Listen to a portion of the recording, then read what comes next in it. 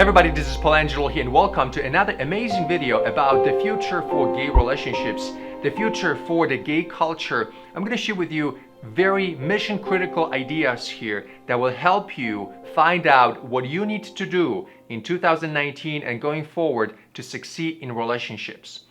Also, in this video, I'm going to be declaring a national emergency for the idea of healthy human relationships. We are losing the battle with the idea or with the concept of production of healthy human relationships. So I'm officially declaring a national emergency in the gay culture. Here's what I believe is going to happen in the near future. We are entering a moment of time when relationships that are healthy, marriages that are healthy, and healthy human connection will become something of a luxury that for most people, they will not attain a successful, healthy, loving relationship ever in their lifetime. That a healthy human connection will become a luxury. Kind of like right now, living in big houses, having a luxurious car, having jewelry, or having lots of money, that is part of luxury. And we're going to add the concept of a healthy relationship to it. And I'm going to share with you why this is going to happen. Also, I've noticed that there is a trend. There's a trend just in general in the world, the trend that separates people together. So we used to think that with the technology, with Facebook, with online dating, that communities would be creating a lot easier. And just the opposite is happening. The concept of oneness has been completely destroyed. People fight with each other over everything. Society has been divided to such a degree that it soon will be impossible for people to have normal friendships and normal relationships. The proof in the pudding for this is to look at teenagers today and the concept of gender dysphoria. So a lot of teenagers today, when you look at maybe you know some teenagers, or maybe you watch TV and you notice that there's a lot of conversations about the concept of transgenderism, or the idea of giving people more fluidity about self-diagnosing themselves, about what gender they belong to. So what's happening right now in the culture at large is that a lot of people lose their sense of identity. And when they are in the body of a boy, they assume they're a girl. Or if they are in the body of a girl, they assume they're a boy. And for them, it's real. And I thought about that a lot to find the place where something is missing that causes these people to be so confused about who they are. And I've come to a conclusion that for teenagers, the absence of depth in terms of human interaction and connection and conversations is what keeps their identities opened to such a degree that their internal loops, their feedback loops that's supposed to give them a strong identity, they're all open and they're not closed by the feedback from their peers because they're constantly on the computer. And this is why for a lot of them, they're confused about who they are. They are confused, and then later they're also anxious and depressed. All of this is interconnected, and also we see an exponential increase in anxieties and depression for older adults. And all of this is related to one thing: too much technology in between us. Because of that technology, there is regression happening in our abilities to relate to one another, to say good morning, to say thank you, to say goodbye. Everybody's pissed at each other because of politics on top of all of that. And so what is happening so fast is separation and regression. Separation and regression. People are losing the ability to have normal conversations with each other, and it's getting worse and worse and worse. And what I believe is going to happen in the future is that the majority of the masses out there who don't have resources to hire coaches or trainers or coaching programs, they're going to stay and remain in a state of regression, in a state of infantilization, without an ability to relate or connect to another person, basically becoming a social weirdo or a social geek, which is basically the same thing. And if you're going to try to connect with them, no matter how hard you try, they are going to become 10 years apart from the maturity level where normal relationships are possible. I mean, think about this. If people are using Grindr all the time, if they are chatting about a very narrow idea called sex and fucking and very tiny aspect of life, which that is, it's a very tiny aspect of life, then when we expand from that and we want to talk about something much more meaningful, something deeper, all of a sudden there are very strange places of insecurity, strange places of triggering, being uncomfortable, feeling challenged, feeling inadequate, because those conversations have not taken place in many years for most people. It used to be not that most of the things I talk about in many of my videos, they used to take place for everyone, because during the 80s and even in the 90s, people had normal interactions. They had friends, they had dates that were repeated, and some of those dates eventually were translated into loving relationships. That was the past. That was in the 80s, in the 90s, I think in the 90s, maybe early 2000s, in terms of gay relationships, that was really good space. And then marriage became possible, and then all the technology really exploded, and we assumed things were going to get better. But things are not getting any better. Society is regressing. People are separated from each other, they fight with each other, and then because they assume that relationship intelligence inside of themselves, they don't acquire the tools that make relationships possible. It's a very vicious circle. But there's more. And what I'm going to talk about now is something that you are not going to hear anyone else talk about, simply because people don't understand it. It's not that this is something that's invisible, nobody can see it. It's all visible, what I'm going to share with you right now. But nobody can understand it. Or most people that I see in the gay culture, the coaches, the people that are supposed to be leaders, nobody sees this. And this is why I'm declaring the national emergency in the gay culture in America, for sure. Because the final part that really makes relationships extremely difficult, close to impossible in the gay culture, is the presence of shame. The fastest way to understand shame is, and I'm generalizing here in a big way, but I want you to understand this. The fastest way for you to understand gay shame is to look at African American communities and notice their shame that's connected to slavery, that's connected to decades, hundreds of years. First, hundreds of years of slavery, and then the decades of modern culture where African Americans were told that they are not worth anything, that the whites go here and the blacks go here. And the shame from that, the negative reinforcement from that, is now internally regressing their own cultures. And think about it this way. In the 60s, they made it illegal to discriminate against African Americans. But look, it's been over 50 years and it's still in their culture.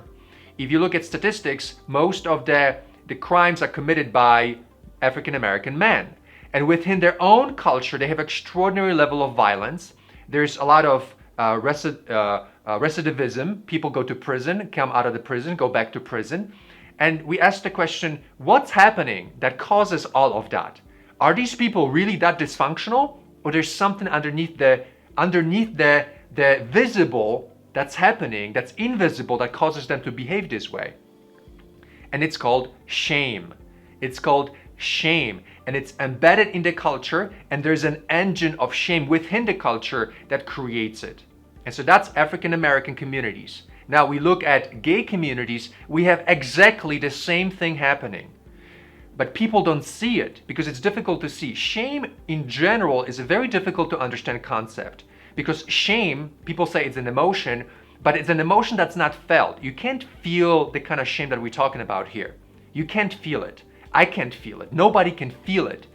But what you can see is you can see places where that shame creates a certain behavioral patterns that then when we understand those behavioral patterns, we can trickle down to the beginning of it, and at the center of it is the gay shame, homophobia, still on a mass level, on a ridiculously mass level, on a global level. Gay men deep down feel inadequate, feel like they don't deserve love, and they self-regress themselves and each other to remain in that space.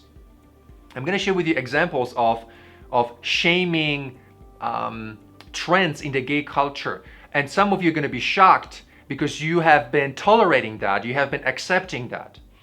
Now, before I get into that, it is important to say that as the gay culture has been developing over the decades, one of the main themes that you see is an overexertion of acceptance and tolerance of other behaviors that are somewhat connected to the gay culture. So when the gay culture entered into the national scene, it's coming with this, almost like this revenge that brings with it acceptance of everything that's out there, regardless of how dysfunctional it is. So the gay community started out with being traumatized, rejected, and discriminated against. And then as we became more quote unquote powerful in the public domain, in politics, we started exerting our power. And we went from one extreme, which was totally, we were rejected and discriminated against. We went into the opposite extreme, which was we all of a sudden accept and tolerate everyone and everything within our culture, outside of our culture, because we were rejected and we were discriminated against for so many decades. That it's like, now we're gonna accept everything. Now we're gonna go into the extreme of tolerance and acceptance of behaviors that now are actually really the engines of shame in our culture.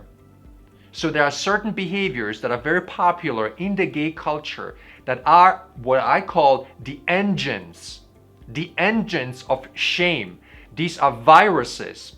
Kind of like we have in the African American community, they have the same thing, which is the violence and then the prison. In the gay culture, we have viruses that cause certain behaviors, certain popular trends that are so dysfunctional that they enhance the regression for everyone. They contribute to the regression that's happening from the technology and infantilization from Grindrs, from the hookup websites. Then those other trends and engines come in, regressing and repressing virtue and principles that otherwise would have helped every gay man succeed in relationships and friendships.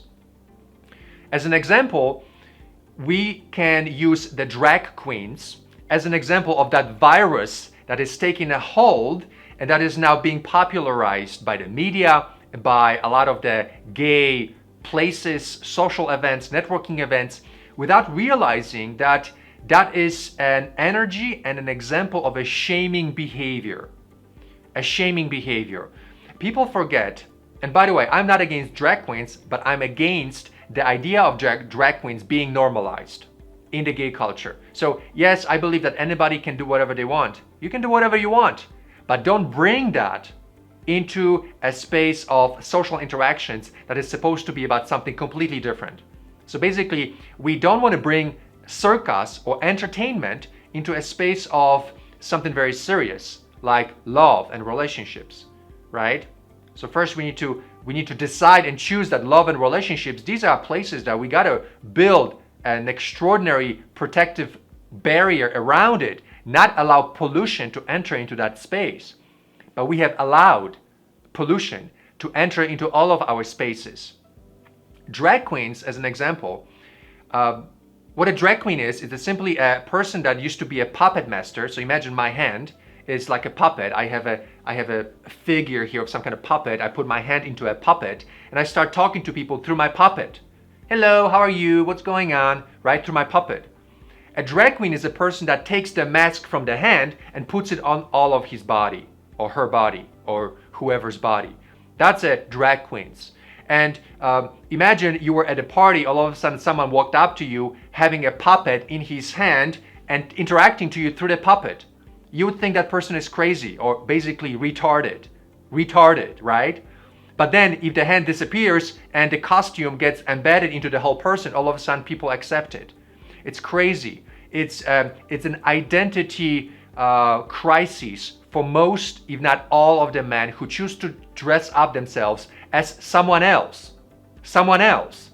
Instead of being themselves, they choose to communicate through a fictitious persona that is an outcome of deep shame. Deep shame. Why would anyone not want to be who they are in their own skin? Right? Wouldn't you want to be feeling more comfortable in the skin that you are in your own body, in your own person, rather than spend extra time in another way, as a drag queen does, and anybody who chooses to change their identity and become someone else? It's kind of like schizophrenia. It's kind of like a massive identity crisis.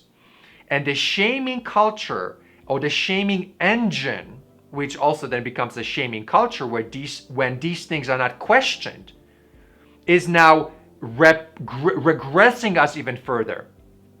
And the example I gave you is, imagine you have a dinner at home and all of a sudden drag queens show up. Don't they generally dominate the energy? That they're so radically different, they kidnap the seriousness of energies, of communication. They bring in that ambivalence, I don't care.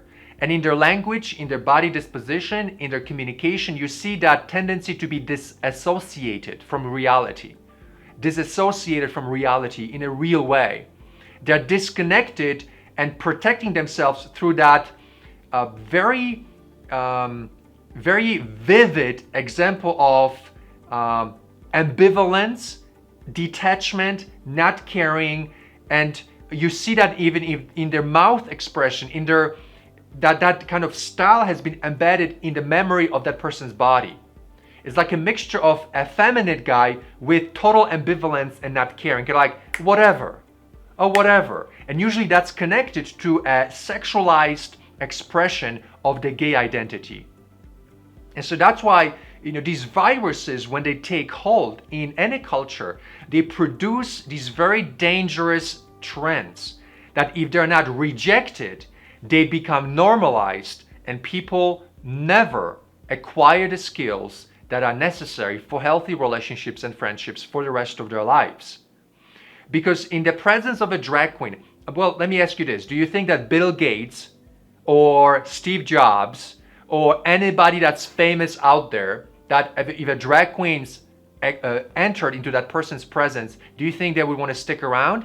They would be like, no, there's no value here for me. There's no value. It's dysfunction. It's like, a Barbie doll, walking around with a Barbie doll everywhere you go and pretending you are that Barbie doll. I mean, it's ridiculous. I feel very sorry for these people. I hope they get medical attention. I hope they get psychological intervention, because that's what they need. And normalizing that behavior is a mistake. It's a mistake. Normalizing that behavior simply means that people are disregarding the necessity for a serious disposition to all of life. All of life. One of the most tragic things that shame does to people is shame disconnects us from our mortality. From our mortality. We go from day one to the next, to the next, to the next, not realizing that we are going through our life that eventually will be no more. Shame cuts off our awareness of the passage of time and the necessity to grow, the necessity to make a difference in our lives, the necessity to look at the things that are not working and correct them. That's what shame does. Another good metaphor to understand how shame affects the gay culture is basically imagine that you cut your head off. I mean, obviously not literally, but metaphorically, you cut your head off. The brain, higher level thinking, clear thinking, critical thinking, analytical thinking about seeking truth, skepticism that's always should be there when other people present you with ideas and behaviors, that is cut off by shame. Shame takes away your ability to be skeptical, to question reality, to question other men's behaviors. So all of it together, shame, technology, separation, politics, and all the fighting together creates an environment where relationships are very difficult, almost impossible. But there's even more. Not only has the shame impacted all of us, but even the people that are supposed to be leading us, the psychologists, the therapists, the leaders, the innovators, even all of them have been affected by it to such a degree that we don't see any leadership in the gay world. Let me ask you, do you know anyone that you look up to? Someone who stands out in the community, who's trying to make the community better? We don't have a single leader. We don't have a single one. Isn't this crazy? Straight people have all kinds of leadership if someone wants to be led. So straight people have choices. There are so many people out there in the space of leadership, in the space of innovation, that if someone wants to go from a space of laziness into the space of getting connected to what matters in life and making changes, they can do that. They can just choose to do it, and they can do it. In the gay world, we don't have people that can help us awaken, that can help us create a new direction for the culture. We don't have any leadership, we don't have any new voices, and because of that, the whole culture is stagnating, is regressing. In addition to all of that, there's even more. In addition to all of that, the ideas that are circulating about sexuality are so ridiculously under-researched and under-evaluated that most of the things that are happening in the gay culture with sexuality are tragic, are simply tragic in my opinion. As opposed to loving each other, most gay men, they violate each other through anal intercourse. And I've written about this many times before. It took me personally 5 years to get out of the insertive sex phenomenon, and nobody talks about this. And I remember a few years ago there were some professors from universities defending it, and I grabbed my head and I said to myself, no way, no fucking way. The gay culture is done. There is no more hope for anyone if you see intellectuals or pseudo-intellectuals defending the insertive sex. I'm gonna help you understand what insertive sex is in under 3 minutes right now. And hopefully I'll invite you to let go of it and never include it in your intimate relationships. For the gay world, anal intercourse or insertive sex is simply a copy and paste from the insertive sex archetype that's there for the heterosexual community. That's all it is. A man is never made to be inserted into. The male energy is a closed loop. The feminine energy is a receptive energy, and it's an open loop. But because of shame, because of the tremendous regression and the viruses of shame that are in the gay culture, the concept of inheriting from the heterosexuals the idea of an insertive sex has been almost like instantaneous. But if I were to ask you, did you ever look into it? Did you ever study it? Did you ever question it? Did you ever have any skepticism about it? I would say you probably would have said no. Why? Because you have been affected by shame as well. I'm sorry to be so direct with you right now, but that's why. Insertive sex does not belong between two men, never belonged to begin with.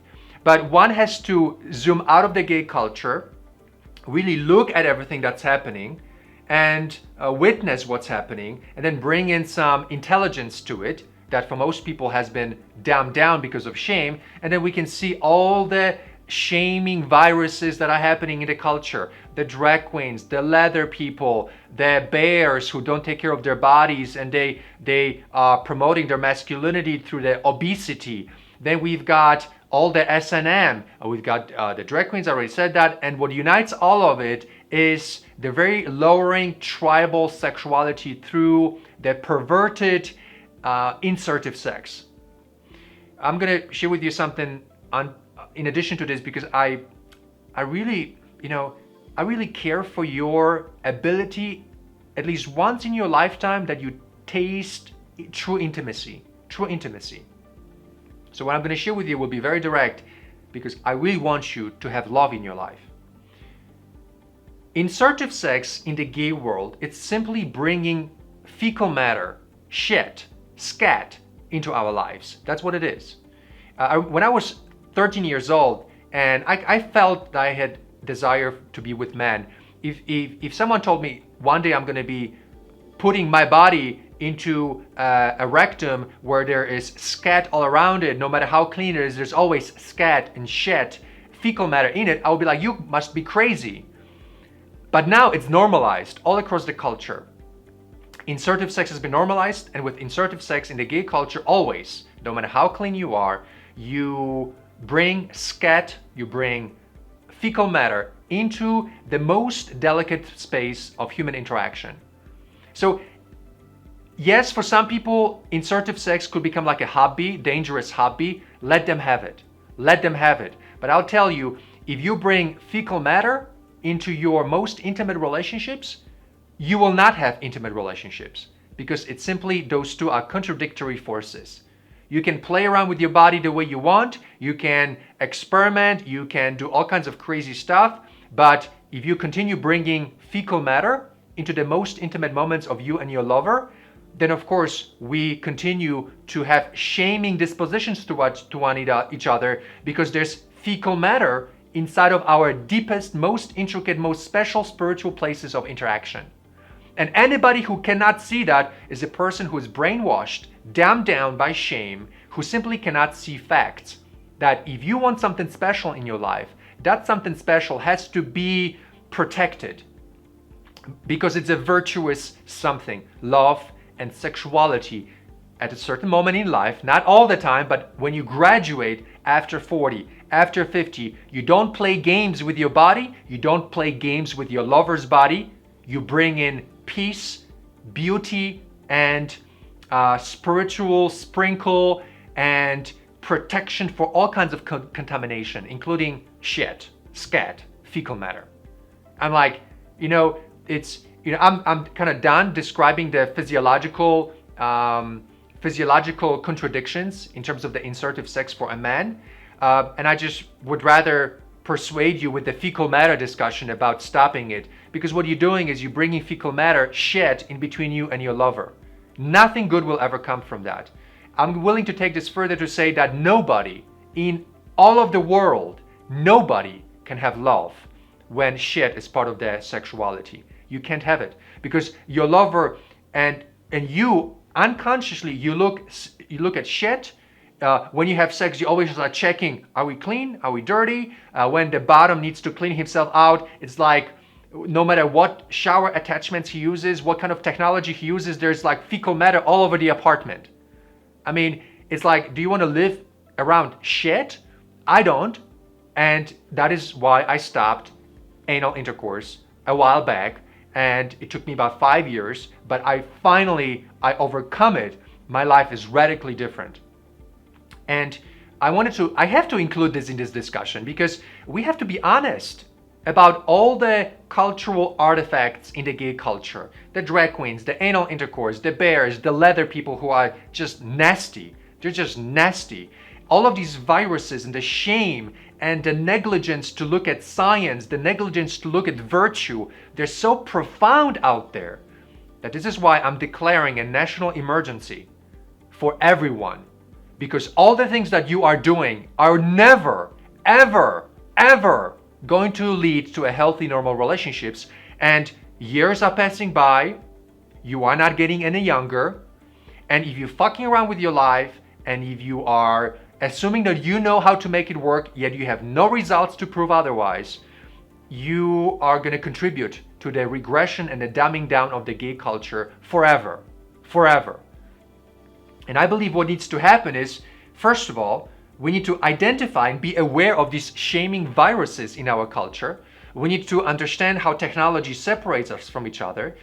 We need to understand how to have healthy relationships, that the psychology and the quality of interaction has to be there that matches that. We need to remove all kinds of shaming viruses and then bring in the plan, The plan that shows you what you need to do to have amazing relationships in your life. One of the things that has to happen is to bring in courage and to bring in virtue, to bring in appreciation for the concept of love, the concept of relatedness, the concept of togetherness and unity. Not because it's fun, not because you're going to be fucking each other, which is what's always in the back of the minds of people, gay men that are shamed, but because it's the right way to be. Unity, being together, oneness is the beginning of it all. If we can't be together in a space of oneness without having to fuck each other, then nothing is possible.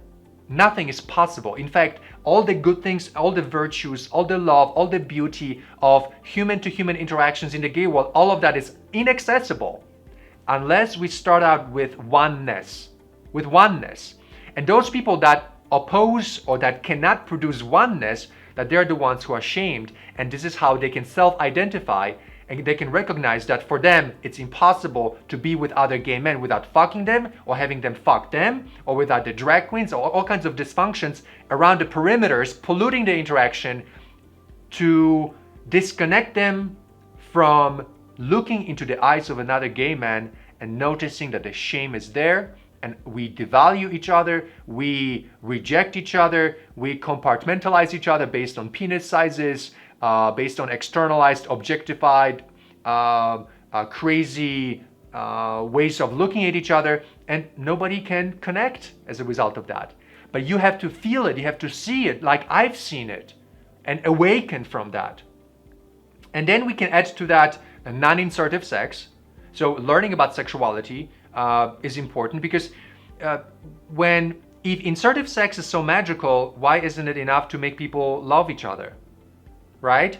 If insertive sex is so beautiful, so magical, why are most gay men single? Right? Makes no sense. If people believe that anal intercourse is so fucking magical, why isn't it not enough to bring people together? That should be proof in itself that it's not what you think it is. It's extremely violent behavior, even outside of the conversation of fecal matter and scat and shit. It's a violent behavior. It can not produce a loving relationship. I'll throw in one more thing here, because I'm kind of on a roll here. I've been thinking about this for many, many years. It takes a lot of guts and courage for me to say this to you, because everybody out there is fucking each other like rabbits. And I'm aware of it. I'm aware of it, that this is such a radical idea that most people will not know what to do with it. But I'll tell you that even for the top guy, if I'm a top guy and if I have a bottom guy in front of me and I'm fucking him, I'm not loving him. Love in that situation is impossible, because I'm stretching his body. I am forcing him to surrender his masculine boundary, to pretend that he is a woman. He pretends he has a vagina. I pretend that he's not hurting. Yet all in the detail of that interaction, there's not a single moment of love. There's not a single moment of appreciation for his body. It's simply mutilation. It's simply rejecting the person's safety for the pleasure of the top guy. So in this situation, for the pleasure of the man who's at the top. But he doesn't understand that this human being in front of him has to stretch his body for his benefit and has to rationalize it through shaming rationalizations to give the top what he wants. It's not a recipe for love. Any kind of insertive sex violates all kinds of spiritual laws, violates ontological boundaries that are there set to keep the person in an energetic container of sanity, health, and balance. All of that is broken when you introduce insertive sex. And the people that push for insertive sex, they are just disconnected from reality, brainwashed, in denial, in extreme level of denial, and shamed, extremely shamed. Because when you really consider the spiritual value of a human being, you would never want to insert into that human being anything, into any area of that person's body, especially a man.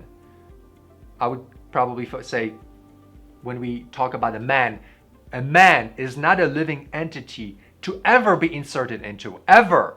I don't care where you come from and what rationalizations you have.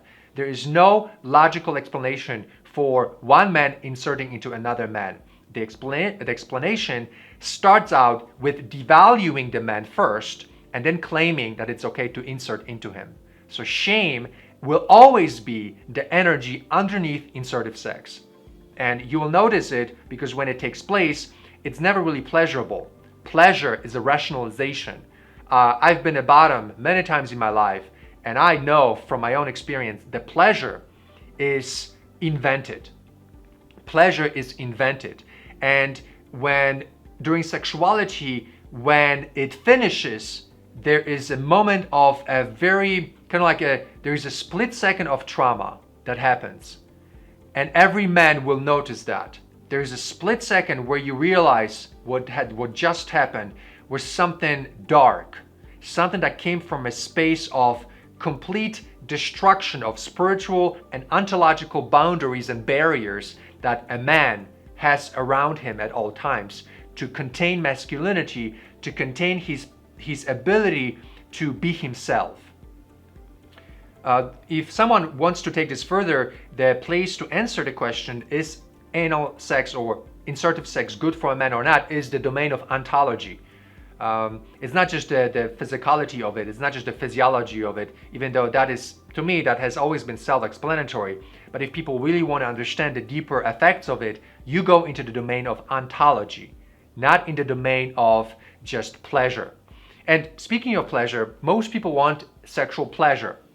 And the non-insertive sex offers long-term consistent pleasure that is long-term, that is sustainable, that produces longevity, and does not violate the body limitations and the body boundaries of a man. I found that sexuality that does not involve insertion is a beautiful sexuality because it really forces you to look into the person's presence, notice the person's ways of thinking, ways of being, body language. There's no more that hardcore tendency to hardcore interaction. And I believe that on some level, this is what can make gay relationships extremely beautiful. And I've tasted some of this with Frank.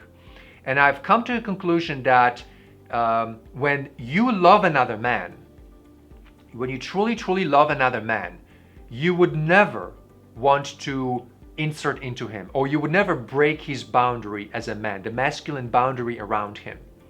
And I love Frank in ways that it would take me years to describe. And I would never want to jeopardize his spiritual containment around his body, around his soul, around his all the complicated systems that are taking place in his body. I would never want to hurt him that way.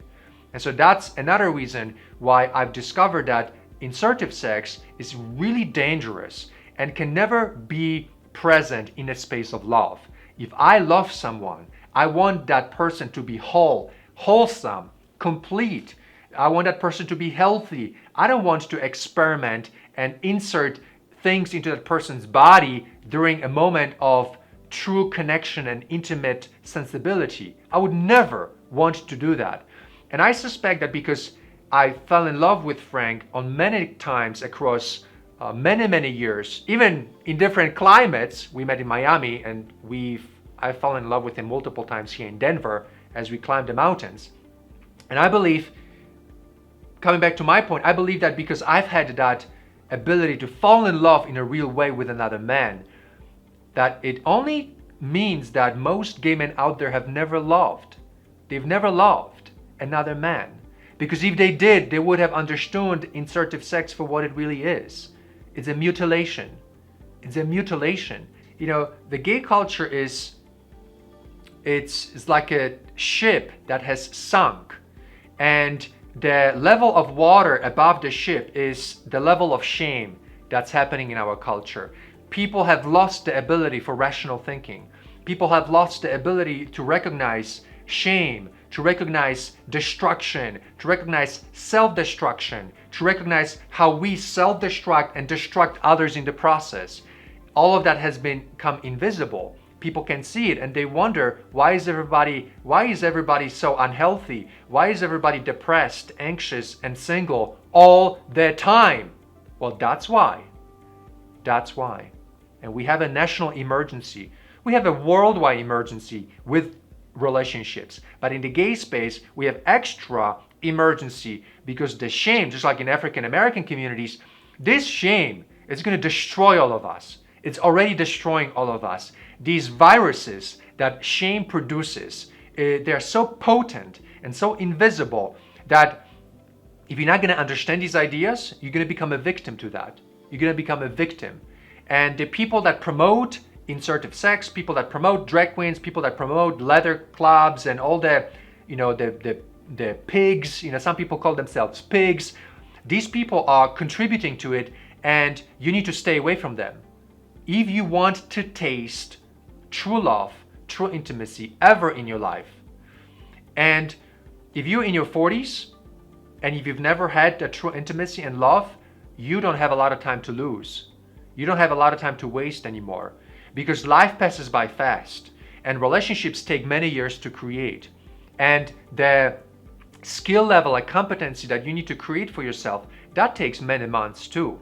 You have to learn how to make relationships work. You have to understand how emotions work. You have to understand sexuality. You have to understand compatibility, emotional intelligence, so that you can taste true love in your life.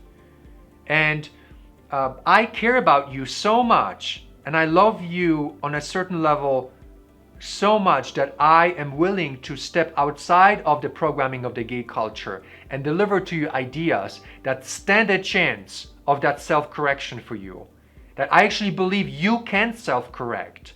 You can have an ongoing pleasure from an amazing romantic relationship. You can have a sexual experience that is not just a hardcore experience that lasts 30 minutes, but is extended into months and years of a sexual, beautiful unfoldment that crystallizes in a marriage and forever love with your lover. And that's why this turnaround has to happen. And that's why I'm delivering to you ideas that are going to kind of shake you up and wake you up and give you a recipe for what can work for you longer term. Because what you see out there, it will make it impossible for you to ever create relationships in your lifetime because it's only going to get worse and worse. Shaming viruses and the culture is going to regress further and further, and relationships will become a luxury for those people that have coaches, psychologists, and therapists to undo all the shame for them and then bring them to the next direction and set up introductions or set up relationships in a new way for them in paid programs, kind of like the Big Gay Family Social Program, which I started several years ago. So unfortunately, we have a national emergency in the gay world today, and to step out of it, I shared with you some ideas that will help you do it. It is possible, but you got to take this more seriously. You got to look around you and see how technology infantilizes us, how a lot of the places where you meet people, they are shaming places, and that the ideas that come from the drag queens, from the insertive sex, from the leather people, from the bears, from the shaming culture, you want to reject it all immediately. You don't even engage in the discussion about it. Don't even become part of it. Don't go to networking events where you see drag queens. Don't go to places where you see regression. Snap out of it immediately, because if you don't, you will never in your life taste true love and normal friendships and relationships. Because those things demand practicality, rationality, virtue, value, philosophy, a healthy psychology, emotional aliveness, and healthy masculinity with boundaries, because that's what masculinity is. Everybody who says otherwise is a person that is not a real person. It's a puppet of some kind of idea that has no rooting in any philosophical evaluation and psychological integrity. So I know I'm kind of rambling on and on here, but I wanted to really re-emphasize what you have to do to make love happen in your life. In the near future, I'm going to be taking the ideas I just going to sprinkle in this video. I'm going to expand upon them because I'm ready myself to really share with you all the stuff that I've been kind of suppressing because you were not ready for it. The gay culture was not ready for it. But now the crisis is so profound. I believe a lot more men are ready for the ideas that I have been cooking up in my private time, and I'm ready to share them with you in the upcoming videos this year in 2019. So I hope this video has been helpful for you. If you're searching for more information about the psychology of relationships, sexuality, how to connect with men faster, how to date more strategically, please visit my website at paulangelo.com. There are lots of free videos that teach you all of that. And for those of you who want to taste an innovative way of meeting men without the frustrations, without a lot of the negativity and the games, please visit the Big Gay Family social program at biggayfamily.com. So thank you for watching. I'm looking forward to talking to you soon. And until then, as always, my friends, go out there, think big, stay present, and be a leader in your life today. Signing off. Talk to you soon.